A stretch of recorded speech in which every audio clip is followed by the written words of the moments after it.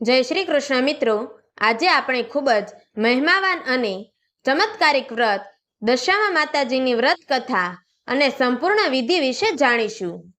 આ કથા માત્ર શ્રદ્ધાની વાત નથી, પણ આપણા જીવનમાં નમ્રતા અને ભક્તિનો પ્રકાશ લાવે છે. તો મિત્રો, વિડીયો શરૂ કરતા પહેલા જો તમે ચેનલ પર નવા છો તો કૃપા કરીને સબસ્ક્રાઇબ બટન દબાવી દો અને બાજુમાં રહેલું બેલનું ચિહ્ન પણ દબાવો, જેથી આવી જ અનમોલ વાર્તાઓ સૌથી પહેલા તમને મળે. ચાલો હવે શરૂ કરીએ આજની કથા, દશામાનું ચમત્કારિક વ્રત અને ભક્તિનો અમૂલ્ય પાઠ. સુવર્ણપુર નામની એક ખૂબ જ સમૃદ્ધ નગરી હતી. અહીંનો રાજા અભયસિંહ ખૂબ જ શક્તિશાળી અને વૈભવી હતો. તેનો રાજપ્રાસાદ અઢળક ધન સંપત્તિથી ભરેલો હતો. રાજા અતિ ગર્વીલો અને દંભી સ્વભાવનો હતો. તેની પત્ની રાણી અનંગસેના ખૂબ જ સૌમ્ય, સંસ્કારી અને ભક્તિભાવવાળી સ્ત્રી હતી. એ હંમેશા રાજાને સમજાવતી રહેતી કે અહંકાર શોભતો નથી, એ બધું નાશ તરફ લઈ જાય છે. પણ રાજા કોઈની વાત સાંભળે એવો ક્યાં હતો? એક દિવસ રાણી મહેલના ઝરૂખા પાસે બેઠેલી હતી. ત્યારે તેની નજર નદીના કિનારે જતી ભક્તિમય સ્ત્રીઓ પર પડી. આ મહિલાઓ શણગારેલા રૂપે કંઈક ધાર્મિક ક્રિયા કરતી હતી. રાણીને જિજ્ઞાસા થઈ કે આ સ્ત્રીઓ શું કરી રહી છે. રાણીએ તત્કાળ પોતાની એક દાસીને ત્યાં મોકલીને વિગત જાણવાની આજ્ઞા આપી. દાસી નદી કાંઠે પહોંચી અને એક સ્ત્રીને પૂછ્યું કે તેઓ શું કરી રહ્યા છે.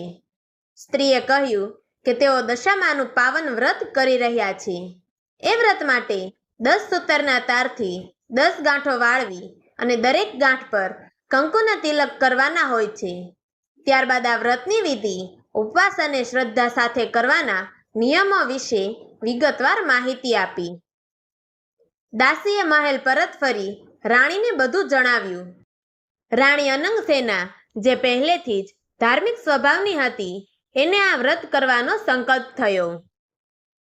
તેણે રાજાને પણ પોતાની ઈચ્છા જણાવી, પરંતુ અભિમાની રાજાએ તરત જ ના પાડી દીધી અને કહ્યું કે આ વ્રત તો ગરીબો માટે છે.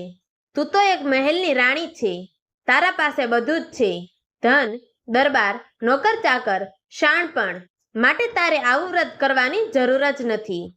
રાજાની ગર્વભરી વાતોએ રાણીનું હૃદય દુખાવ્યું. એ જાણતી હતી કે અહંકારી રાજાને કદી ન સમજાય.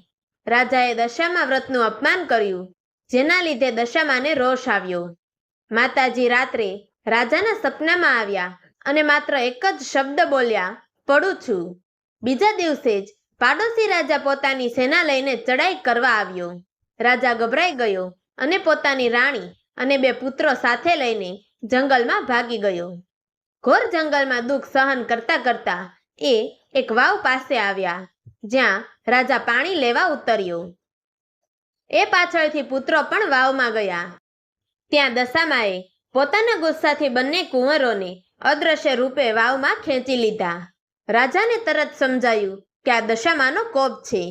એણે રાણીને ધીરજ આપી અને કહ્યું કે ભગવાને જે આપ્યું હતું તે લઈ પણ શકે છે અને એ જ પાછું આપી પણ શકે છે. એમ જતાં રાજા રાણીએ અનેક પ્રકારના દુઃખો સહન કર્યા. એક વાડીમાં ફળ માટે ગયા ત્યારે ફળ ફૂલો સુકાઈ ગયા અને વાડીના માલિકે એમને પાપી સમજી કાઢી મૂક્યા. પછી તેઓ રાજાની બહેનના શહેર બહાર પહોંચ્યા. ત્યાંથી રાજાએ સંદેશ મોકલ્યો કે તેનો ભાઈ આવ્યો છે. બહેને ભાઈ માટે સુખડી અને સોનાની સાંકળ એક સોનાની ગાગરમાં મોકલી, પણ દશામાના કોપથી સુખડી ઈંટ બની ગઈ, સાંકળ નાગ બની ગઈ અને ગાગર પિત્તળની થઈ ગઈ. આ ઘટના બાદ રાજા વધુ દુઃખી થયો અને સંજ્ઞાનમાં આવ્યો કે આ બધું દશામાના અપમાનના કારણે છે. આ બધું જમીનમાં દાટી તેઓ આગળ નીકળી ગયા.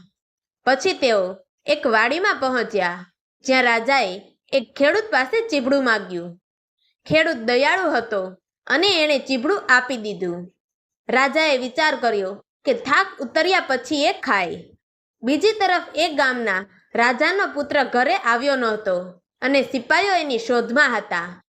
દશામાના કોપથી રાજાના હાથમાં રહેલું ચીબડું કુંવરનું માથું બની ગયું.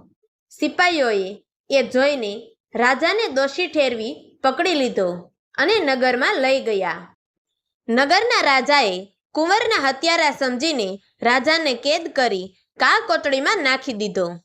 રાજા કેદમાં હતો ત્યારે રાણી અનંગસેના દિવસો ખૂબ કષ્ટમય રીતે પસાર કરતી.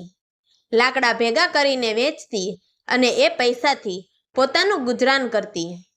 એ રીતે સમય પસાર થયો અને અષાઢ મહિનો આવ્યો. રાણીએ અષાઢ અમાવસ્યાના દિવસે દશામાનું વ્રત શરૂ કર્યું. સતત 10 દિવસ ઉપવાસ કરીને સંપૂર્ણ શ્રદ્ધાથી વ્રત કર્યું. તે જ સમયે એ રાજાનો ગુમ થયેલો કુંવર પરત ઘેર આવી પહોંચ્યો અને સાચી વાત ખુલતા જ રાજાને પણ મુક્ત કરવામાં આવ્યો. રાજા અને રાણી ફરી સાથે મળીને જંગલમાંથી નીકળ્યા. આગળ જઈને એક વાવ પાસે પહોંચ્યા જ્યાં દશામાં વૃદ્ધ સ્ત્રીના રૂપમાં ઊભા હતા અને બંને પુત્રો એના હાથ પકડી ઊભા હતા. રાજા રાણી માતાજીને ઓળખી ગયા અને તેમના પગે પડ્યા.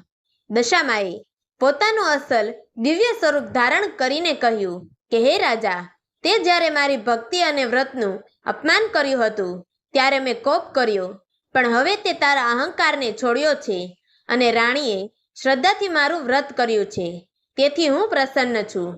તને તારું રાજ પાછું મળશે. માતાના વચનો સાંભળીને રાજા તેમના પગમાં પડી ગયો અને વિનંતી કરતા કહ્યું કે માં, કૃપા કરીને આવો કોપ કળયુગમાં ન કરશો. લોકો નબળા છે, તોડાઈ જાય એવા દુઃખો ન આપશો. દશામાએ હસતા કહ્યું કે હું વચન આપું છું, જે કોઈ મારી આ કથા પ્રેમથી સાંભળશે કે સંભળાવશે એની દશા સદા સારી રહેશે. આટલું કહીને દશામાં અદ્રશ્ય થઈ ગયા. રાજા રાણી રાજમહેલ પાછા આવ્યા. ત્યાંના સેનાપતિએ યુદ્ધમાં શત્રુને હરાવી રાજ્ય પાછું મેળવી લીધું હતું. રાજા રાણી અને તેમના કુંવરો આનંદ અને શાંતિથી જીવન વિતાવા લાગ્યા.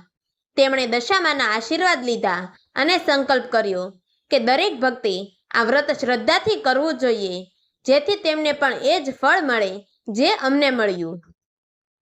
તો હવે આપણે જાણીશું કે દશામા વ્રતની પૂજા કેવી રીતે કરવી. દશામાનું પવિત્ર વ્રત ખાસ કરીને અષાઢ મહિનાની વદ અમાવસ્યાથી આરંભ થાય છે. આ વ્રતને લોકો દિવાસો તરીકે ઓળખે છે. ત્યારબાદ સતત 10 દિવસ સુધી આ વ્રત નમ્રતા અને શ્રદ્ધાપૂર્વક પાલન કરવું જોઈએ. 10મા દિવસે આ વ્રત પૂર્ણ થાય છે. વ્રતના પ્રથમ દિવસે વહેલા ઉઠીને સ્નાન કરવું, પછી માતાજીને ધૂપ, દીવો, ફૂલ અને કંકુ અર્પણ કરીને પૂજન કરવું. ત્યારબાદ ભક્તિભાવથી દશામાની કથા સાંભળવી કે પઠન કરવું. દરેક દિવસ નિમિત્ત નકોરડા ઉપવાસ કરવો. ફળાહાર કે એક સમય ભોજન પણ વ્રત રૂપે માન્ય છે. વ્રત દરમિયાન માટીની સાંધણી બનાવવી અને તેને પવિત્ર સ્થાન પર સ્થાપિત કરવી. તેના પર દશામાં બિરાજમાન છે એમ માની દરરોજ સાંધણીની આરતી અને પૂજન કરવું. 10મો દિવસ વ્રતનો છેલ્લો દિવસ હોય છે. એ દિવસે સાંધણીને પૂજ્યા બાદ તાજા ફૂલોથી શણગારવી. પછી તે સાંધણીને નદીમાં વિસર્જિત કરવી. આ વ્રત 5 વર્ષ સુધી નિયમિત કરવું જોઈએ. 5મા વર્ષે ખાસ ઉજવણી કરવાની માન્યતા છે. એ દિવસે યથાશક્તિ કોઈ એક વસ્તુની નિર્મિત સાંધણી બનાવવી, જેમ કે સોનાની, ચાંદીની કે પંચધાતુની. ત્યારબાદ તેને કોઈ સજ્જન બ્રાહ્મણને દાન આપવી કે પૂજા કર્યા પછી નદીમાં પધરાવવી. વ્રત પૂરું થયા પછી વસ્ત્રદાન કરવું પણ શુભ માનવામાં આવે છે. આ વ્રત માતાજી પર અખૂટ ભક્તિ દર્શાવવાનું અને જીવનમાં નમ્રતા લાવવાનું પ્રતિબિંબ છે. જે લોકો શ્રદ્ધાથી દશામાનું વ્રત કરે છે તેમના ઘરમાં સુખ, શાંતિ અને સમૃદ્ધિ વાસ કરે છે. દશામાનું વ્રત કરવાની પરંપરા માત્ર ધાર્મિક કૃત્ય નહીં, પણ એક કર્મયોગનો માર્ગ પણ બની રહે છે. દશામાનું વ્રત એ માતાજી તરફની શ્રદ્ધા, નમ્રતા અને સાધનાનું શ્રેષ્ઠ ઉદાહરણ છે. જે ભક્ત હૃદયપૂર્વક આ વ્રત કરે છે તેમને દશામાની કૃપાથી કાળ પર પ્રતિફળ આપે છે. તો મિત્રો, તમને અમારી આ વાર્તા પસંદ આવી હોય તો અમારી ચેનલને લાઈક કરજો, શેર કરજો અને આવી જ અવનવી ધાર્મિક, પૌરાણિક વાર્તાઓ અને ઇતિહાસની કથાઓ જાણવા માટે નીચે આપેલા બ્લેક બટનને ક્લિક કરી અમારી ચેનલને સબસ્ક્રાઇબ જરૂરથી કરજો. તો મિત્રો, અમારી આ વાર્તાને છેલ્લે સુધી સાંભળવા માટે તમારો ખૂબ ખૂબ ધન્યવાદ. જય શ્રી કૃષ્ણ. હર હર મહાદેવ.